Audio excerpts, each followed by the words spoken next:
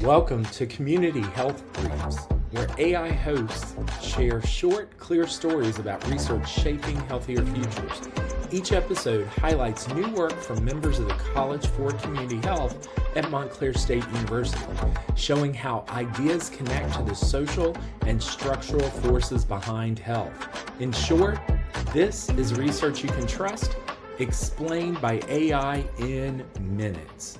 Today we're going straight to the source, looking at some really important community health research. This comes from Dr. Sei Kim at Montclair State University and her colleagues. Yeah, it's fascinating work. And it focuses on Asian American parents, specifically how their own cultural background, their identity, and their experiences with racial discrimination. Right. How those things shape the conversations they have with their kids about race and ethnicity.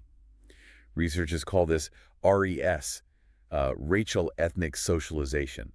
And this deep dive couldn't be more timely for you, the listener. We know discrimination is, unfortunately, a constant risk factor for both mental and physical health. Absolutely. And with the surge in anti-Asian hate, especially during the pandemic, figuring out which parenting strategies actually help protect kids, well, it's vital for community well-being. Okay, so let's break down the main question the study tackled, basically.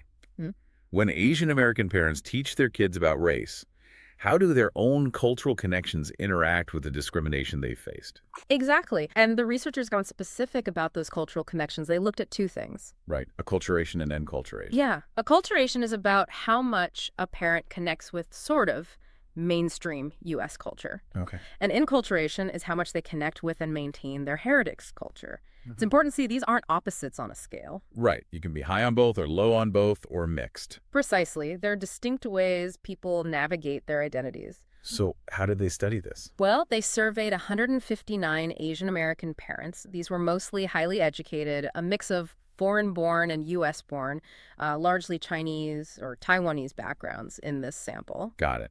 And they measured those cultural orientations, perceived discrimination, and then different types of RES messages parents use. Yes, things like teaching kids to maintain their heritage culture or promoting equality or, importantly, teaching them about the awareness of discrimination. And that awareness of discrimination piece is where things got really interesting, right? With the interaction effects.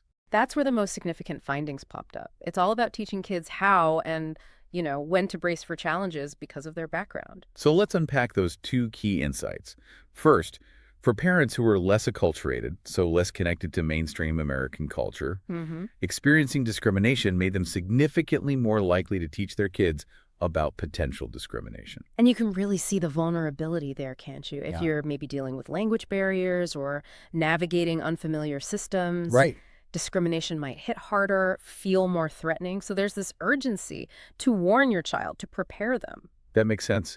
And the second big finding, it was almost like a mirror image, but about connection to heritage culture. Exactly. For parents who are highly enculturated, really connected to their heritage culture, experiencing discrimination also led to a much stronger push to teach awareness of discrimination. So similar outcome, but maybe a different reason behind it. That's what it suggests. Yeah. This seems less about immediate vulnerability and perhaps more about cultural resilience. Okay. Like for parents deeply rooted in their heritage, teaching about discrimination is part of a broader strategy. It's about preserving identity, coping proactively, maybe even maintaining harmony despite outside challenges. Interesting. So the interaction is key. It's not just culture or discrimination, but how they work together. Precisely. But there were also some direct effects worth mentioning. Like what? Well, acculturation on its own, being more connected to U.S. culture, was linked to positive messages like teaching kids about becoming American or the promotion of equality. Okay, and it was negatively linked with avoiding other groups. Right, less likely to teach avoidance of outgroups. Enculturation, on the other hand, predicted teaching maintenance of heritage culture and also promotion of equality. And discrimination by itself, did that have direct links too? It did. Experiencing discrimination independent of the cultural orientation predicted both an increase in teaching awareness of discrimination. Which can be protective. Yes, but it also predicted an increase in teaching avoidance of outgroups, and that's concerning. Yeah, because pulling back, isolating, that could impact a child's social development negatively. Definitely. It's a coping strategy, but maybe not the most adaptive one long term. So this all points towards needing really specific support for families, right? Absolutely.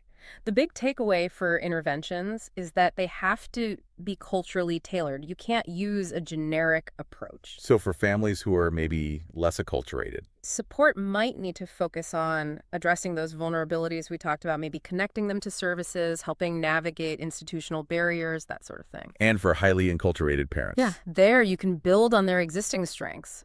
Leverage those cultural resilience strategies. It's about meeting families where they are. Okay, so wrapping this up for you, our listener, the core message here is that a parent's cultural background and their personal encounters with discrimination don't just add up. They actually interact in really important ways. And that interaction strongly influences how they prepare their kids, especially when it comes to awareness of discrimination. Knowing this helps us build better, more effective preventative health strategies in communities. And I'll leave you with one final thought to chew on.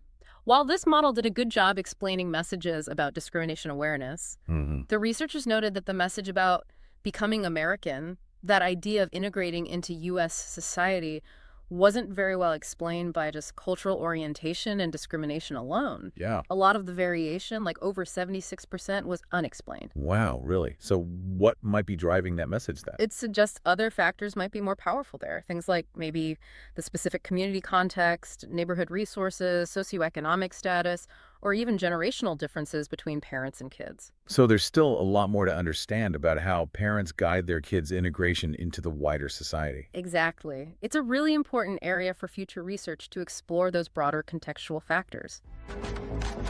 Thanks for listening to Community Health Briefs. This podcast was created with the help of AI, verified by the paper's author, and does not necessarily reflect the views of the College for Community Health or Montclair State University. Thanks again for listening, and stay tuned for our next episode.